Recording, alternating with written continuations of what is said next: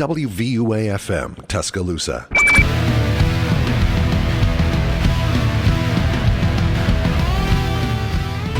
Good evening, folks, and welcome back to the College Football Wrap-Up here on 90.7, the Capstone Offseason Edition. We're back. It's been so long since we were back in the studio. Yeah, about a week since we were physically in the studio. Well, for the show. For the show. Show's been out for a couple weeks now. You know, obviously the Super Bowl, kind of a bigger deal than off-season college football, to say the least. Oh, really? But, yeah, for real, even in this part of the country. So, yeah, I mean, you know, happy to be back. I mean, you know, to be honest, football is still being played right now. That's true. So, you know, but happy to be here, talk some college football, and a lot of stuff to get into. Yeah, a bit of a smaller show today. Adam's not with us today, so it's just me, Nicholas, and Joe. Sorry, Adam's not here. Yeah. Speaking of football still being played, did you see this massive comeback in the XFL? AJ McCarron. Absolutely wild. Yeah, had the I was watching a little bit of the Alabama women's basketball game going on. Glanced over to my phone, which I had the XFL game on, and realized that game was, I mean, it was 3.5 quarters of boring and a half of a quarter of some of the greatest offense I've ever seen. So, yeah, crazy game. I mean, AJ McCarron just, turned it around somehow, and good for him and good for St. Louis, I guess. Yeah, so if you missed it at the end, I'll kind of do a quick recap. San Antonio led the St. Louis Battlehawks 15-3 with 1:25 to go. St. Louis scores a touchdown. They go for the 3-point conversion, which is from the 10-yard line. Yes. I think. Yes. 10 or 15. Yeah, the 10 or 15. They get that. It's 15-12. So then in the XFL, instead of going for the onside kick, you have the option to try a 4th and 15 from your own 20? 25. Your own 20 or 25. They convert that. They score a touchdown to win the game 18-15.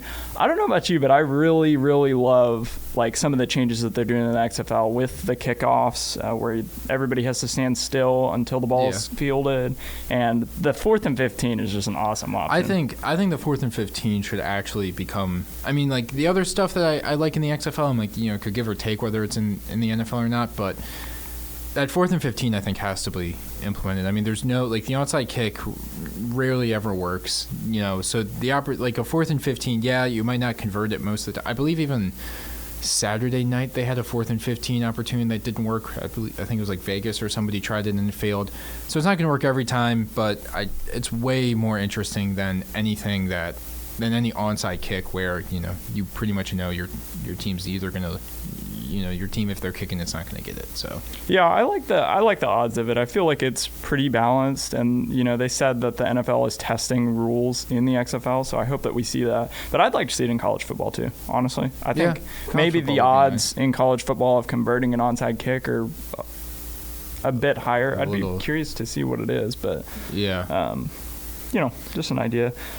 If you're interested in the XFL, we do have a podcast, the 3-point conversion. They just filmed their first episode, last week, with Adam and Carson. First episode's out now.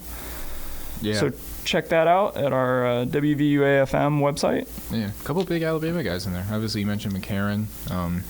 It's a really fun league, I think, to watch. And I hope, to be honest, it succeeds. I mean, I know, the USFL is coming too, but I hope they either merge or one of them succeeds, because I think it's fun. It's fun to watch. Yeah, I don't think more football is a bad thing. No, I don't think it can ever be a bad thing, especially in St. Louis and San Antonio, where they sell out games. Also, I don't know if you've seen the Sea Dragons helmets. Those are so sick. I have seen them. I'm a DC Defenders fan. Okay.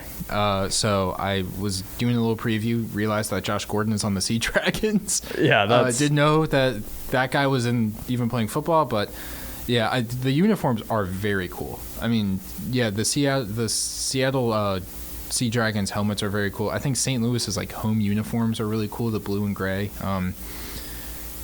So I've been watching a lot of it, but I feel like we've talked a lot about the XFL. Yeah. So let's get into some college football. Obviously, we missed a couple of weeks there, not our fault. But huge hires for Alabama, the first of which was Tommy Rees from Notre Dame.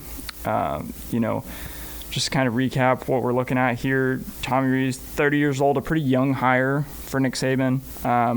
Not a huge coaching history. He was a graduate assistant at Northwestern, offensive assistant with the Chargers, and then the QB's coach for Notre Dame, and then offensive coordinator and QB coach for 2 years there, and then obviously gets hired at Alabama. I'm curious as to what you think about this hire. Maybe not the splash that everybody was looking for, perhaps, but, something different. Yeah, and I think it's interesting because, like you said, Tommy Rees is 30-something years old. He's 30 years old, young guy.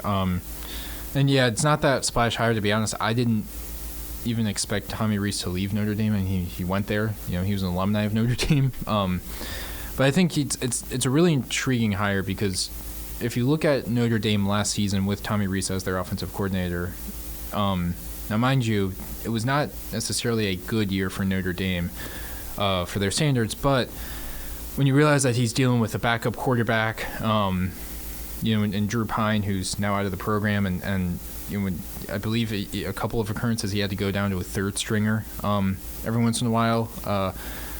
It's impressive when you look at how Notre Dame grew over the last season. They started out 10 points against Ohio State, 21 in a loss to Marshall, but then by the end of the year, they're putting up 44 against or 41 against Syracuse, 35 against Clemson, 35 against Navy, whatever that means, 44 against Boston College, and 27 against USC, and that game was a respectable, maybe 11-point loss on the road for the Irish. So while it's not maybe the splash hire that everyone was looking for, I think it is one of those hires where I think it at least boosts the offense a little bit. We've complained a lot about Bill O'Brien and his play calling and his running scheme and all that, and Tommy Rees runs the ball. In Notre Dame, you kind of have to run the ball. He runs the ball. He uses tight ends. I'm fascinated to see what he can do with Alabama's talent, because I think Alabama's talent is a step up. Well, Alabama's talent is a step up from probably everybody, but especially Notre Dame and last year's Notre Dame. So yeah, I'll swing it back over to you. Those are just my general thoughts, but yeah, kind of interested to see what happens here. Yeah, you know what? When I first heard about this hire, I was a little disappointed because, obviously there were so many there was a lot of names out there that I feel like could have been big hitters. But, the more I look at this one, the more I like it. It makes sense for the situation that Alabama's in. So let's look at what Tommy Rees does good. He is a big proponent of running the ball, and that's Nick Saban has said that he wants to, or maybe not said, but it's pretty clear that he wants to get back to running the football, having a great defense that's going to get you some turnovers and just being consistent on offense, right? And that's something that Tommy Rees has been able to do. He was able to adapt to multiple quarterback strengths over the course of this last season at Notre Dame. Obviously you mentioned the injury at the beginning of the year. And I think this next season for Alabama, that's going to be a big thing, because I don't know that Alabama will have the same starting quarterback week one as they do at the end of the season. Yeah. I think we're looking at a very flexible quarterback situation. Maybe we're not talking about that later on in the season, but I think right now, definitely not knowing who is the number one headed into next year or next season, that's another good thing. What else does Tommy Rees do good? He's really good about using his personnel and really making sure that they're going to have an impact on the game, whether that's, a star running back, a tight end, making sure that they're touching the ball in some way. And I think that that's something that we didn't really have this past year. Maybe Alabama had a lack of talent from prior years, especially at the receiver position. But, I think this is a decent hire. They had a lot of pretty decent wins and good results, especially on the offensive end. They beat South Carolina at the end of the year in their bowl game, and South Carolina was cooking. Yes. You mentioned they put up 27 against USC, pretty decently close game. They beat Clemson. I mean, I don't know how much of a win that really is, but I think if you beat them like that, that's a pretty good they win. beat BYU. I think Notre Dame got a lot better from where they started. Yes, at the beginning of the definitely. year to the end. So just improvement. And I mean, Tommy Rees is super young, so he has like a ton of time to develop, and he has been really commended for his play calling, which I think is definitely a welcome change from Bill O'Brien. Yeah, and I mean, this is not, like when we're talking about them running the ball and using tight ends, like it's not even like a boring offense. I mean, Notre Dame last season averaged almost 400 yards a game on offense, and when you look at how they're doing it, it's really impressive, the fact that they can average that. And, I think that, Tommy Rees coming into the program, even at a base level, it's just a new set of eyes and ears and new ideas. And, I think people kind of got bored of watching Bill O'Brien. That was a lot of it. I mean, yeah, his play calling people might have not liked his play calling or his schemes or how he's using people, but it got pretty basic towards the end. I think that's the one thing that Tommy Rees and Notre Dame, they were never really like a basic offense, even if they were maybe like a fundamental running and pound the rock team. It wasn't a basic scheme, and they got a lot of people involved. And I think you brought up a good point there with the quarterbacks for Alabama. Like we really have no idea who's going to play. And to be honest, like you said, come week 1 against Middle Tennessee State, we still might not know who's going to be the starter for the majority of the season. So, yeah, I don't know. I'm maybe more excited, like you kind of what you alluded to. I'm more excited today than maybe the day he got hired, but I think it's a solid hire for Alabama for sure. Yeah, I mean, I just overall I just like it. The more and more I think about it.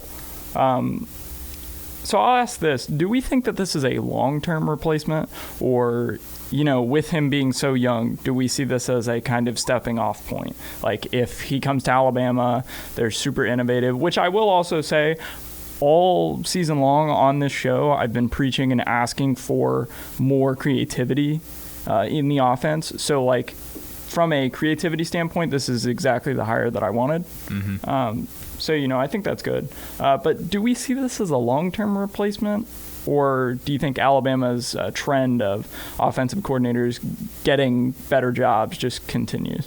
I mean, I could see it lasting maybe longer than the past few offensive coordinators. I wouldn't necessarily say it's a long-term hire, because I do think that if a guy like Tommy Rees, if he succeeds at Alabama, and a big team, whether that's college or NFL, offers him a job, I think he has, you kind of have to take it, and that's just kind of the nature of the job at Alabama nowadays. I mean, it's incredible when you look at the past few offensive coordinators. I mean, it's NFL coaches, college coaches, nowadays or I should say, they're now NFL or college coaches or coordinators. So I think it's just, I think it's a really, I don't know. It might last longer than 2 years with the likes of Bill O'Brien or Steve Sarkisian, but I wouldn't be shocked if it's maybe like a 5-season thing with Rees, just him wanting to get some experience under his belt. I mean, quite frankly, coaching with Nick Saban on the Nick Saban staff can give you a lot of good opportunities in football. So, yeah, I wouldn't be shocked if it's maybe a longer term hire, but not super long. I don't know. That might not really answer the question well, but that's what I'm thinking. Yeah, I mean, I kind of share your same point. I mean, like, if you're Tommy Rees, you hit the gold mine. I mean, this is the best job that you can have in college football as far as like future mobility. I mean, look at offensive coordinators: Bill O'Brien, obviously, Lane Kiffin, Sark, Brian Dable. I mean, like if you look at guys like Mike Loxley, who was like a quarterbacks coach, he's now the head coach at Maryland. I mean, it's like an entire coaching room will get opportunities somehow. Yeah, the coaching tree, the Nick Saban coaching tree is unreal. It's might not be matched, maybe at all in sports. Yeah, I don't know. I mean, the only comparison I can even draw is maybe like Greg Popovich in the NBA. with his coaching tree. Yeah. But that's like maybe it. Yeah, but maybe. I think it's a great opportunity for Tommy Rees. And I could definitely see, like you said, this being a 4 or 5 season kind of thing, which I think would be welcome. We've gone, what is it? No offensive coordinator has stayed more than a couple seasons in the last couple of years. So, it's just, I feel like some consistency would be nice to see. Yes. And just like establishing an identity, to be honest. I feel like these past couple Alabama teams haven't really had that per se. It's been, their identity is Bryce Young. Like that's the identity of the offense. And I think the one thing that Rees is really good at, and what he was good at with Notre Dame, even if he was only there a couple years, is the fact that he's like you know what you're getting, and you know what kind of offense you can run with him, and it's an identity and it's a scheme that works. So yeah. So final question, let's rate this hire 1 to 10. Oh boy. How do you feel about Tommy Rees being the new offensive coordinator at Alabama? I think right now I'd probably give it like a 7 out of 10 for right now. Just because, we haven't seen any scheme, anything with him. And, I don't even know if we're going to get that with the spring game in a couple months. But I'd give it a 7 now. I think it's definitely an improvement over O'Brien. But I think just the question is, can he do it in the SEC? I think that's the question for me. But I give it a 7 out of 10 just because it is an improvement. It is a step up. And he's, like we said, if he's here for 5 years, it's a good hire. So. Yeah, definitely not having the SEC experience is a big hit on him, I guess you would say. But he is pretty young. Hasn't had the time. It's interesting too. The one thing, that Notre Dame has actually been pretty good at, even if their season wasn't great, was they got a lot of good recruits to go there. Like they had a pretty good recruiting class, considering that Brian Kelly left the school. So I think if you can recruit for, I think they even got a 5-star or 2 to go to Notre Dame. Like if you can get that kind of pull at Notre Dame, Alabama should thrive recruiting wise with him. So yeah, I'm pretty excited about that aspect. But yeah, for sure. I'll go a step further. I'll say it's an 8, just because I think for me, most likely every Alabama fan out there, anything but Bill O'Brien is an upgrade. Yeah. I just want to see more creativity in the offense.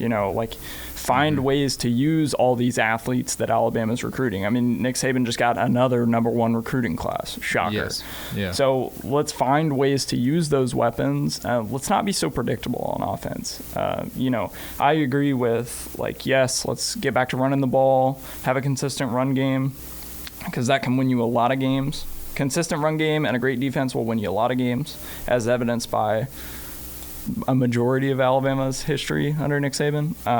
But, I just want to see some creativity, and I think that this is a good hire for that. Yes. Oh, definitely. Yeah, so we're going to take a break. When we come back, we'll talk about the other side of the ball, the defensive coordinator, Kevin Steele. We'll be right back here on 90.7 Capstone.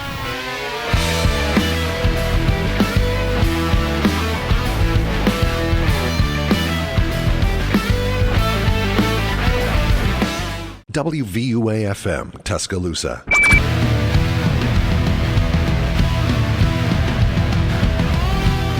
Welcome back in here on 90.7 Capstone to the College Football Wrap-Up Show.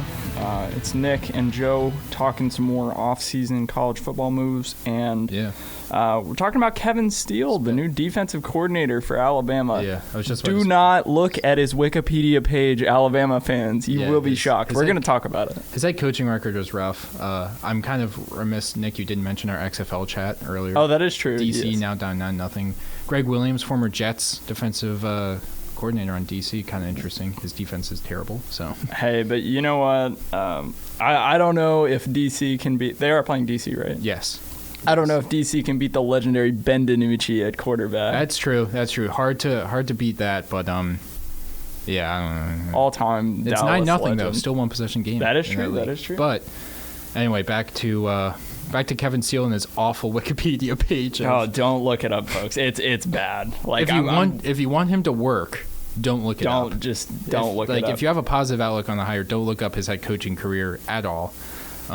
So speaking of his career, let's kind of let's get the facts out there about Kevin Steele. He is literally the polar opposite of the Tommy Rees hire. Yes. 64 years old, has NFL, college, SEC experience. Has Alabama experience and Alabama experience. Ton of time with Nick Saban. Let's kind of go down his coaching career. He was at Tennessee as a grad assistant, New Mexico State, Oklahoma State, Tennessee, Nebraska, little stint with the Panthers, little stint with Baylor. We're gonna get into the Baylor discussion. He was with Alabama as a defensive coordinator in 2007. Clemson, a little bit of Clemson experience, back with Alabama in 2013, 2014, LSU. Auburn as a defensive coordinator. Then he was the interim head coach there in 2020, interim head coach at Tennessee in 2021, and then most recently the defensive coordinator for Miami in 2022. I'll lead with this. His head coaching record, just be glad that A, Kevin Steele is not your head coach, and that B, he is not calling offensive plays because he is 9-37 as a head coach. We were talking about this a little in the break. I mean, he is involved in what ESPN called one of the top 10 worst coaching decisions, I'm assuming of all time, in the 99 season when he was up by I think one possession against UNLV, as you know, he was Baylor's head coach, ran the ball instead of just kneeling the ball. They fumbled. UNLV scooped and scored, and the Rebels won the game. A truly tough scene. He's 1-31 in the Big 12 as a head coach, but we won't discuss that too much because defensive coordinator wise, he's actually been all right. Well, I would be remiss if I didn't mention this. Here's how the last paragraph of his head coaching career starts. It says, Steele's fourth season, this is with Baylor, 2002, had a terrible beginning. Yep. Can't be good. Apparently, they lost to Cal 70-22. Yeah, a 1-10 Cal, or so the previous season. The previous season. They were 1-10, put up 70 points. Yeah, and then they lost 60-11 to Tech, but just not a good head coach. But maybe he could be a good defensive coordinator. We'll kind of get into that. He was a Broyles Award finalist, which would be top assistant in the nation this past year with Miami. So, we've kind of just gone on here about all the bad things about Kevin Steele. There's a couple. But how do you feel about this hire? What was your initial reaction? To be honest, I'm actually, despite all of the stuff we just said about him, I was more excited about this hire than I was the Tommy Rees hire, because of the fact that if you look at his career, a lot of the times post Baylor, a PB Kevin Steele, was pretty, a lot of that group was pretty good. I mean, he was Alabama's first ever defensive coordinator, under Nick Saban, I should say, not ever, in 2007. Then he was kind of a linebackers coach in 2008, was at Clemson. I think he had a couple of really good defenses with Auburn in that mid to late, 2010s. I think it was 2016 to 2020. 2015 LSU's defense was pretty good, and I think that if you were to just judge him off of what he did with Miami last season, it's a little unfair to him because I think he's kind of shown that when he has had certain level of talent, he's been a really good defensive coordinator, and he knows Alabama. I think the biggest thing is he knows the SEC. To be fair, I guess he knows half the country with his coaching career, but he knows the SEC pretty well. He can recruit a guy. I have a feeling that whatever Pete Golding let the defense get away with during practices, Kevin Steele will not. So I think that, if we see one bad Alabama defensive game, or even one game that isn't maybe great, defensively, the defense I think will become infinitely better. Yeah, we're running the bleachers the next day. We're running the bleachers. You might see them on campus doing Marine-type drills, running around the quad. So yeah, true old school approach. Yeah, perhaps. And I think to an extent, I think that's good, especially nowadays, because I think if you can mix a lot of the defensive coaching will be younger than him and a little new school. So if you add Kevin Steele into that mix, I think it could be really good. I don't, pardon the pun, but I think he'll add like a steel kind of curtain to the defense, which is something greatly needed. I like that. So. Honestly, once again, just kind of like with Tommy Rees, it's not exciting hires, but I think this is what Alabama really needed. I think you needed a guy on defense who was, kind of the last era of Nick Saban teams to kind of get back to what they were going for. Yeah, someone who at least knows what that success was like defensively. Right, yeah. I mean, the schemes might be different. Obviously, like today's defense, like a really good college defense might let up like 21, 28 points a game, and that's considered like one of the top ends, which wasn't the case when Steele was there. But just somebody who knows the approach of it, I think is crucial. Sorry, I didn't mean to. Yeah, you don't have to necessarily. I think the biggest thing about a modern college defense is you just have to be able to give your team a better chance to win. You can't, like against that Tennessee game, you can't let up 50 points. I mean, if you get one more stop than you did, Alabama wins that game, and we might be talking about a national championship right now. So that's the thing for me. I like this hire, honestly. Kind of interesting. Bama Central, on their report when he was first hired, Steele had 4 years of working for Saban at Alabama in 2 separate stints. Then he had 5 years at Auburn. So if he was to stay with Alabama for 2 more years, he would be fully vested in the state's retirement system. So then he would get I'm assuming really? A pension. So maybe we've got some working of the game. So he's gonna try to stay for 2 years. Yeah, definitely, for sure. Wow. I didn't even know that. That's yeah, kind it's of funny. just an interesting. I was just kind of scrolling and I found that. I think that's pretty funny. I can't remember who was the one hire was the Chick-fil-A bag that everybody was Jeremy talking Pruitt. about. Yes, Jeremy Pruitt. I remember when this first came out, people were saying like maybe this is kind of a placeholder for an eventual for Pruitt coming eventually. While they kind of work that out with. Yeah. The NCAA, the SEC, everyone who all that has to go through. But yeah, I mean, I'm not, this isn't like the home run hire, I don't think. And it's definitely, when you look at, his history, you're maybe a little concerned. Like I said, do not look at the Wikipedia page. Alabama fans, you will be scarred for life. And if, let's just say that the defense isn't good next year, I mean, people are going to immediately start calling to that. I can already see it now. I can see the fogs on Twitter. One of the big reasons why Kevin Steele was hired, to be brutally honest, was the fact that you didn't know what Jeremy Pruitt what his time was going to be. I mean, he's still under investigation with the NCAA. He might even have to, if Alabama hired him, he might not have even been able to work, for a year. So I think not rushing the gun, and Saban knows the guy. He knows. I have a feeling that, if you're gonna hire a coordinator who might have a bit of a questionable kind of success rate, if you get a guy that at least Nick Saban knows, he'll talk to him, he'll listen. It might be a very intense locker room for those players. I almost feel bad, but I think for Kevin Steele right now, I mean, it's just, kind of, to be honest, I was getting to a point, kind of what you said the last segment with Tommy Rees. I mean, as an Alabama fan, it's just happy it's not Golding. Yeah. To be honest. I mean, that's the move, and I think Kevin Steele will bring a little bit of toughness that's sorely needed. So. Yeah, definitely needed. Maybe, hopefully he will not if Alabama would be so lucky to have another, generational type player like Will Anderson, he wouldn't have him dropping back in coverage like he's Micah Parsons. Yeah, no.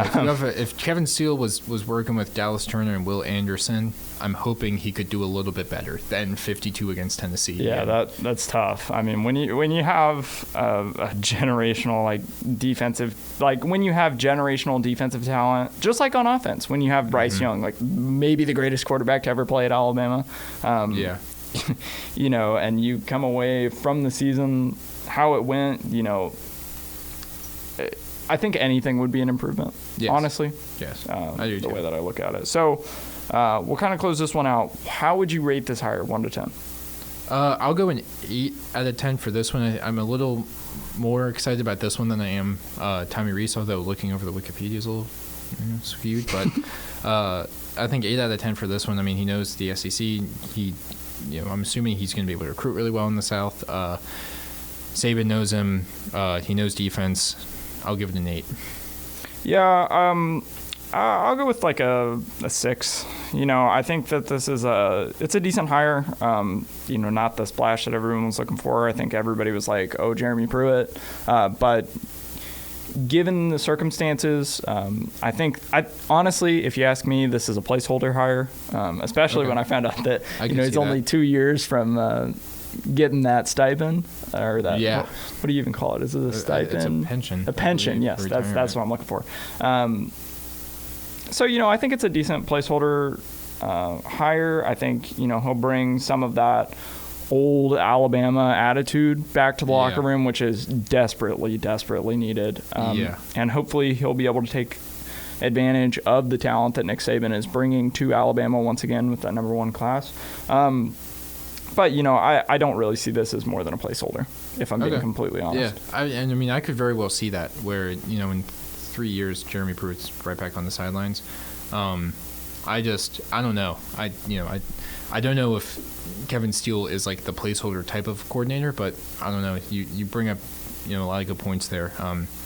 He is just a couple years away from the retirement. He is 64, so who knows? But yeah, it's kind of shocking to me, how different these hires are.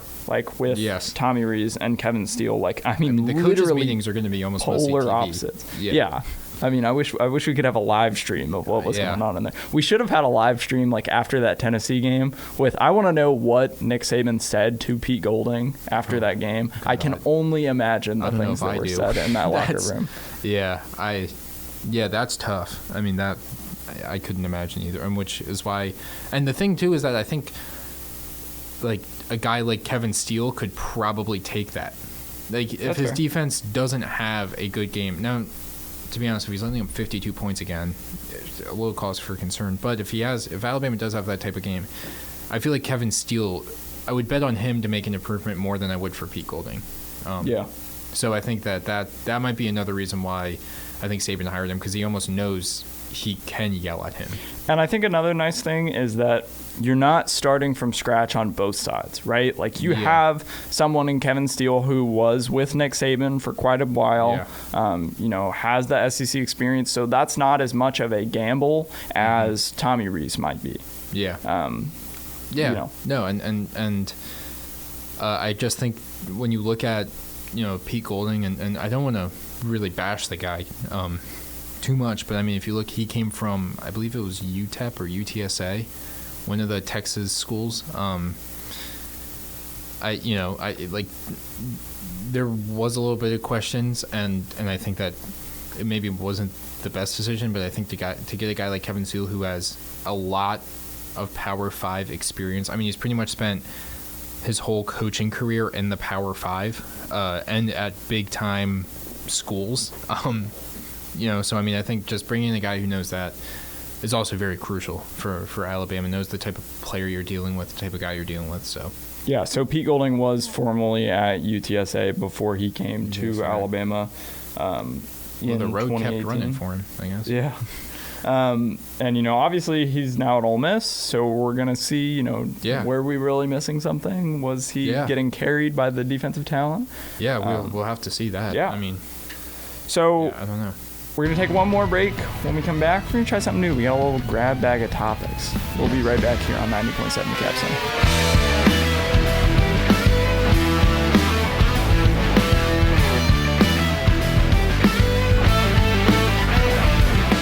WVUA-FM, Tuscaloosa.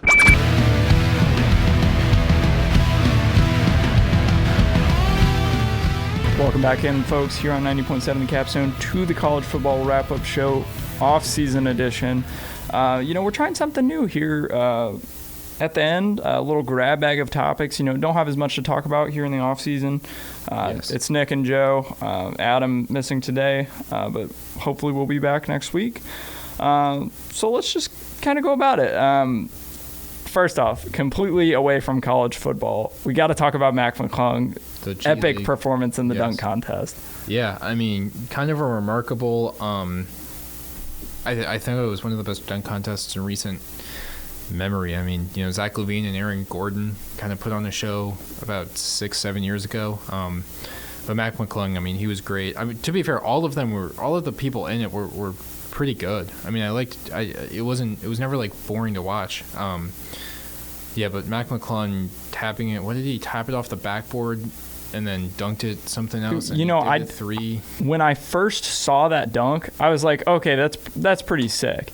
Yeah. And then I saw that, because that was the first dunk that he did, right? Where he had the guy who had another guy on his shoulders holding the ball. When I first saw the dunk, I was like, okay, he just jumped over him and, reversed it, right? Mm-hmm. But then I saw he tapped it against the backboard, and I was like, yeah, man. It was crazy.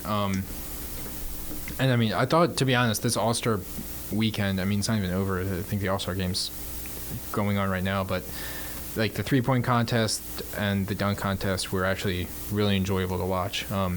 Even though, my guy Kevin Werder, I was kind of rooting for as, fellow redhead guy from Maryland. Kind of stunk it up out there. Kind of was awful. It was unfortunate. Pressure, I think, got to him, but his Kings are doing good, I guess. Yeah, that's the upside. Yeah, I loved. Yeah, Mac McClung was awesome. They have to get a G League guy, which, I mean, okay, Mac McClung was known in high school for being a great dunker, so I think this is a fair. Yeah, and he's actually his college career, he was really good at pretty much just dunking. I mean, he wasn't very good in college per se, but it seems like he's worked insanely hard to get better in the G League. So I think just getting him in there, and to be honest, the NBA probably should try this more often. Not necessarily going to the G League, but just if you know a guy can dunk, you put him in the dunk contest. Yeah, well, because the problem for so many years is that they haven't been able to get who they wanted at the dunk contest. LeBron has never done a dunk contest. Zion hasn't done one since he came in the league. No. I was really surprised. I know he got hurt, but obviously you feel like you would have loved to see him his rookie year when he was the hottest thing on the market. Yes. Ja's never done a dunk contest. That's tough. But I think Zion is going to do the dunk contest next year. I think he said he will. And obviously we're going to have Mac McClung return because they were immediate to ask him if he would do it again the next year. Yes. So. But when we say coming from the G League, let's not act like Mac McClung was some random guy. This guy was the MVP of the G League. No. So this guy can ball. He's hyped up. I mean, he's been very, if you've watched and surrounded yourself with basketball, you know Matt McClung. Yeah. And to be honest, I think Mac McClung winning the dunk contest, to me, just solidifies the point that even a quote-unquote bad NBA player is infinitely better than any average person at basketball. Yeah, I mean, that. I think it was Brian Scalabrine, who's role player for the Celtics, said, "I'm closer to LeBron than you are to me." Talking to a reporter and to the people. I mean, and that's never been truer than when I saw a guy who the NBA, a lot of NBA teams didn't really want him. He's in the G League, and he's dunking over two people with a ball, dunking over a guy with a ball, and just it was remarkable. I was like, yeah, okay, we're all trash. He might have saved the dunk contest. Maybe, yeah. Maybe. I hope so. I hope we get a better dunk contest next year because of what Mac McClung did this year. I hope it's just more entertaining. Yeah, for sure. But hats off to Mac McClung. Yes. Great performance. Next up, we got... so apparently the leading idea for the new SEC format, obviously Texas and Oklahoma going to join a year early in 2024. Yes. 2024, I think that's great news, honestly. Yeah. I mean, as a guy who's going to be a senior next year, not great news. Going to kind of miss out on that, but it's cool, I guess. Oh, well, we will get Texas, so you'll at least get to see them play half Texas. of them, yeah. So better than nothing. But the leading idea for the format is that they're going to play 9 conference games. I believe they play 8 now. Yes. But they would play 6 rotating opponents, and then every team would have 3 set opponents. Yeah. So on that note, who would you want Alabama's 3 set opponents to be? Yeah. So I mean, I think the 2 obvious ones I think you have to keep would be Auburn and Tennessee. 100%. I think Alabama has to play Auburn and Tennessee every single year until the world explodes. I don't know when the end of time. Now the third team is interesting because I think there's a couple teams that I think, especially if you pencil them in right now, would be very interesting teams to play. So obviously, Alabama, Texas would be fun. They played last season. It was a great game. They're going to play this season. And that game had massive viewership on Fox this year. I mean, I think for a TV company, Alabama, Texas, you can't get a better viewership number than that. That's fair. Maybe unless that game is the national championship. Oklahoma, I think, would be a fun team to watch. Obviously, if you want to go a little more like rooted in the SEC historic, LSU, not a bad team to have that third team. But I'm going to go for a little bit of an out there, I guess. Not many people are saying it, and I don't know how it would necessarily work. But I think Alabama should play Florida. I think there are 3 teams would be Auburn, Tennessee, Florida. Alabama, for those who maybe don't know, Alabama and Florida have a lot of history, not so much recent stuff, but when Nick Saban first got hired, his biggest challenge was overcoming Florida. Played a couple times in the SEC championship game. Obviously, the infamous video of Tim Tebow crying and then cutting to Mark Ingram doing the gator chop on the Alabama sidelines. So I think, and obviously we saw them play 2 years ago, or 2 seasons ago, I should say, in Gainesville. Pretty good game, even if it maybe shouldn't have been for Alabama. But I think revive that Alabama-Florida kind of hatred. I would like Texas and Oklahoma to play Alabama every year, but I think Florida would be just way cool to see. Yeah, I like that. That could be fun. And you know what I'm curious of is like who's deciding these set opponents. So like I mean obviously Alabama and Auburn is like locked in. Like there's no way that goes anywhere. Yes. You know that Texas is going to play Texas A&M despite how much they might not want to do that. Texas will always play A&M and probably Oklahoma. Oh, definitely. Always going to play Oklahoma. I would imagine you'd get all the in-state rivals. Oh, 100%. So like Ole Miss, Mississippi State, technically Vanderbilt, Tennessee. I would imagine you would keep that Florida-Georgia game. But the interesting thing is, because a lot of teams, I think, in the SEC is rooted a lot in history for football, but a lot of these teams don't have like a natural, maybe third team. Like Alabama is maybe a rare team in which you can point out and say they could go LSU, they could go Florida, they could even go Texas, and it would all make sense. But like a school like a South Carolina, it's like they're probably going to play Georgia every year.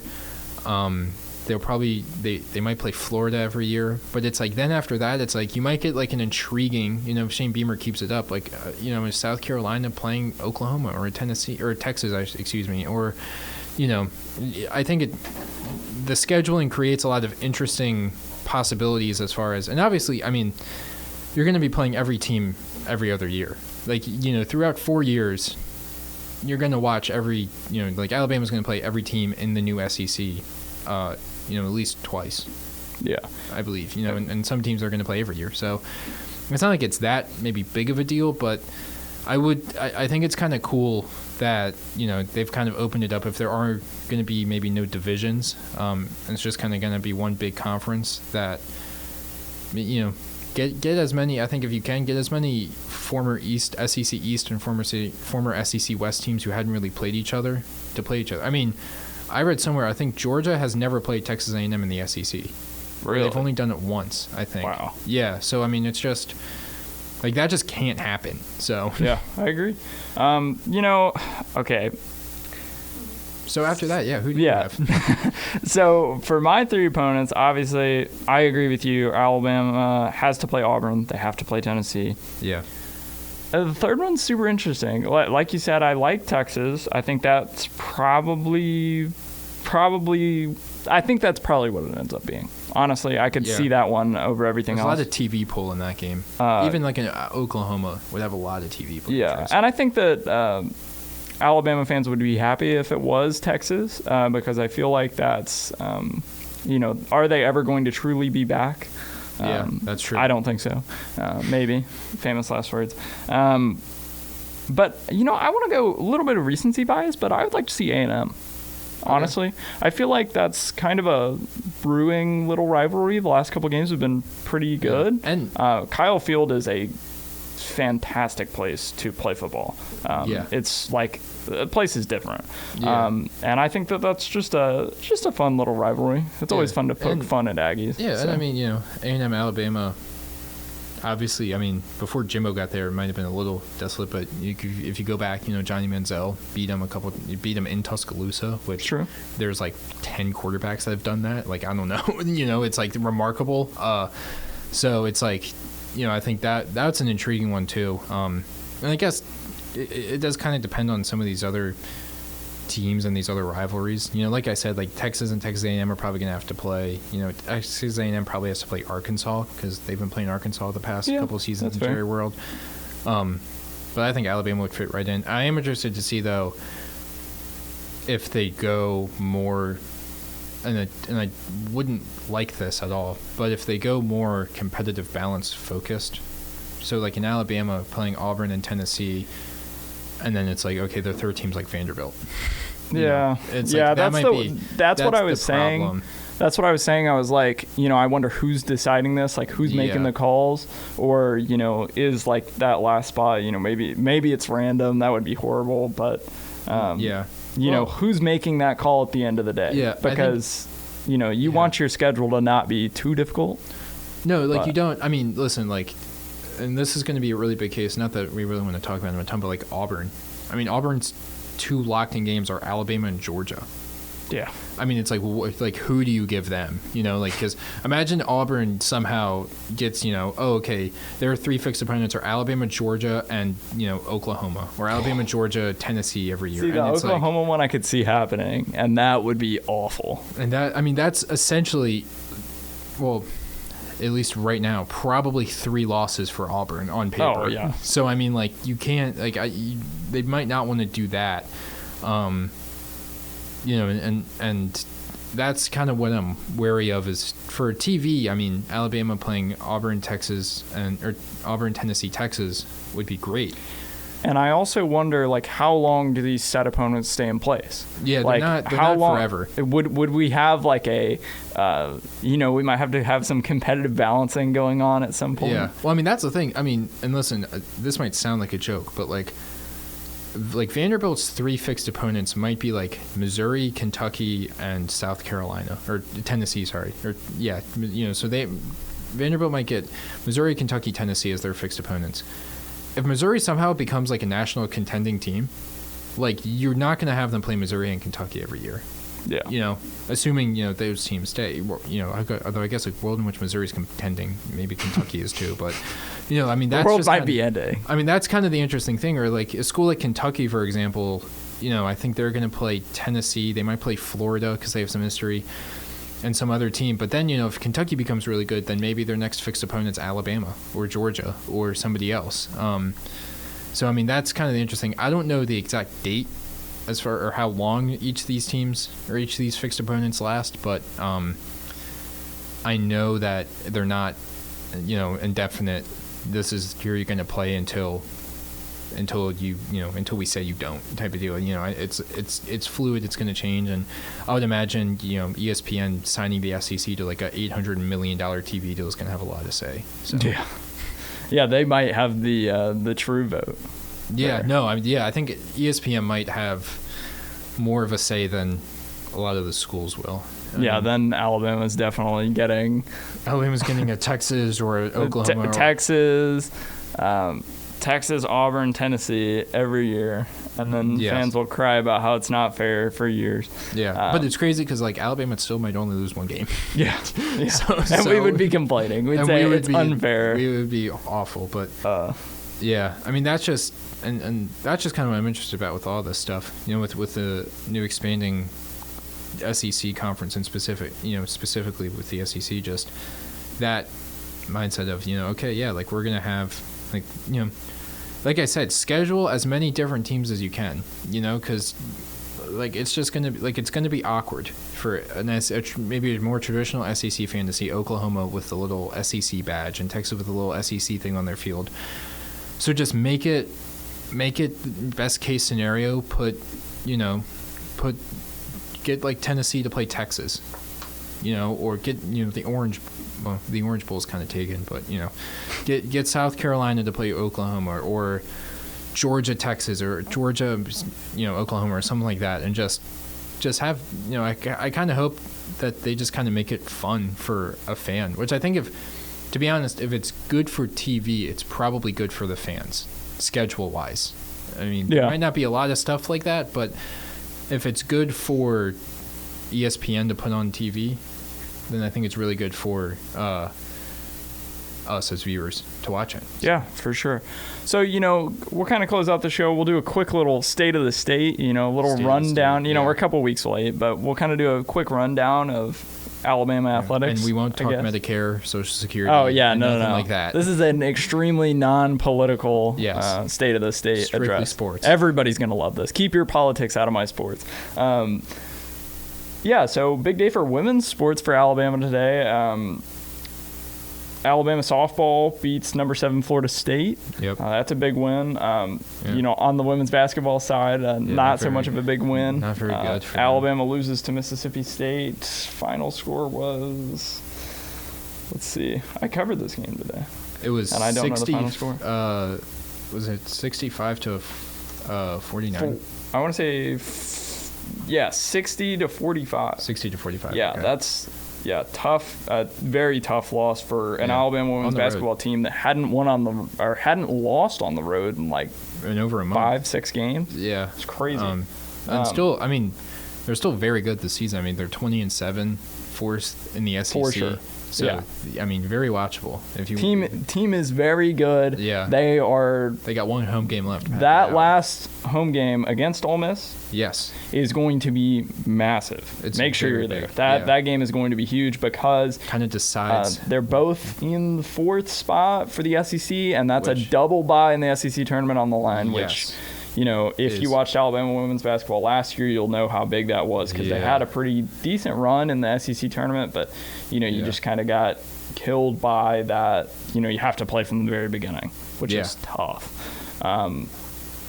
But it's still a lot to be decided there. Alabama men's basketball, huge win over Georgia. Amended the football team. I think that they were I saw some stat that said they're the only team to beat 3 or more in-conference opponents by 40 points since Kentucky in the 60s.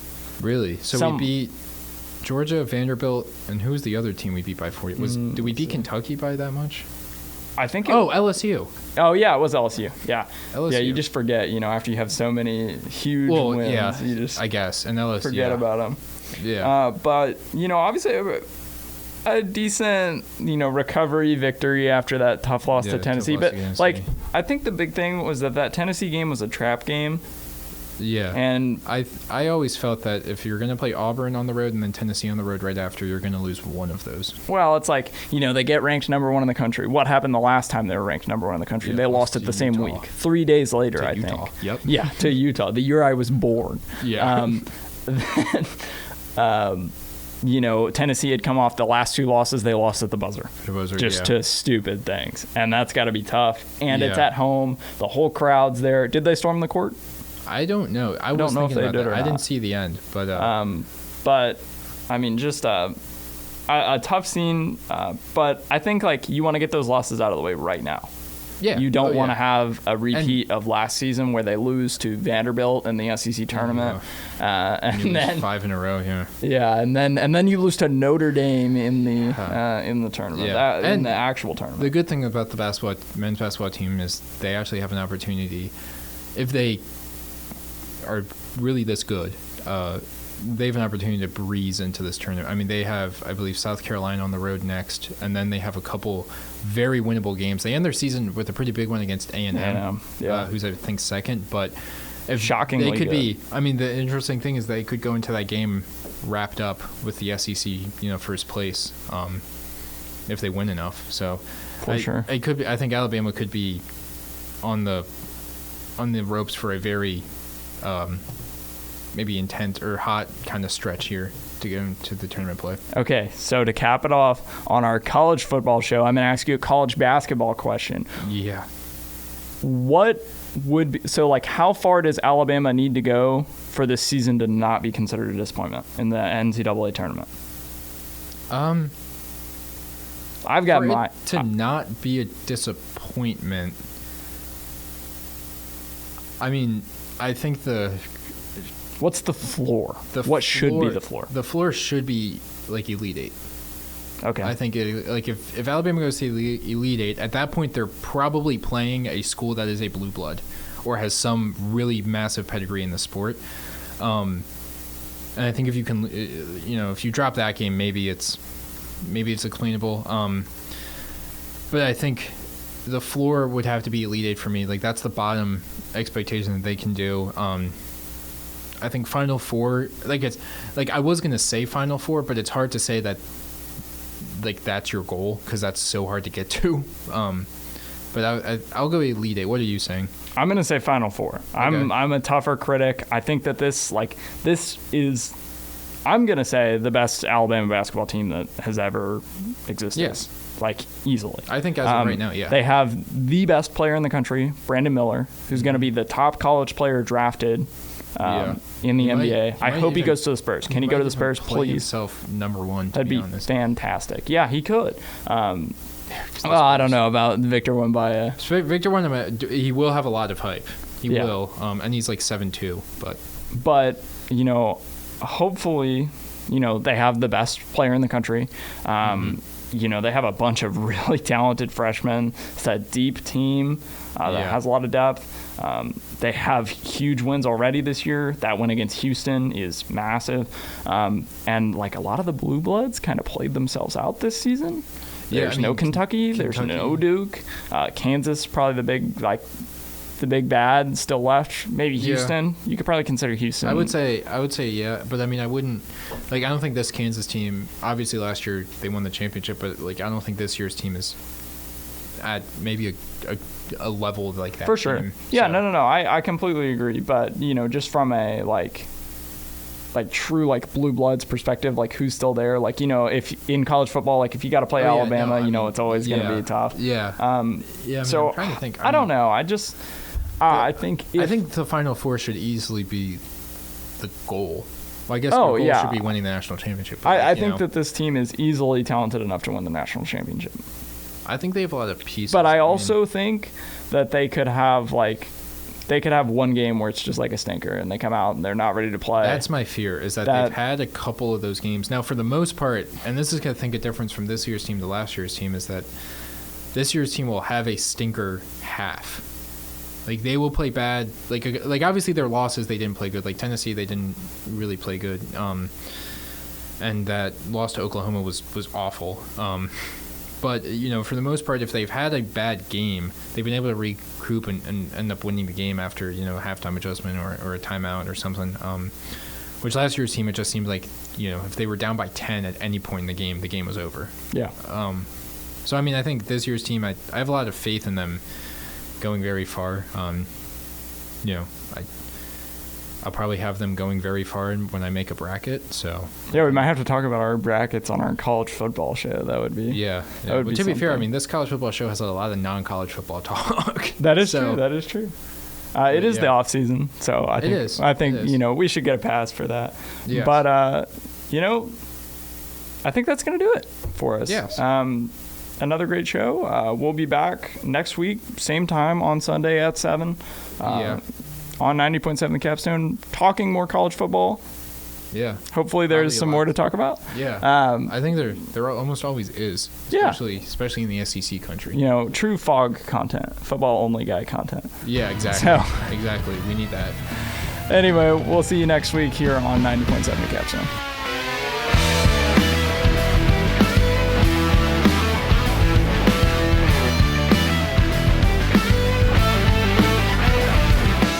WVUA FM, Tuscaloosa.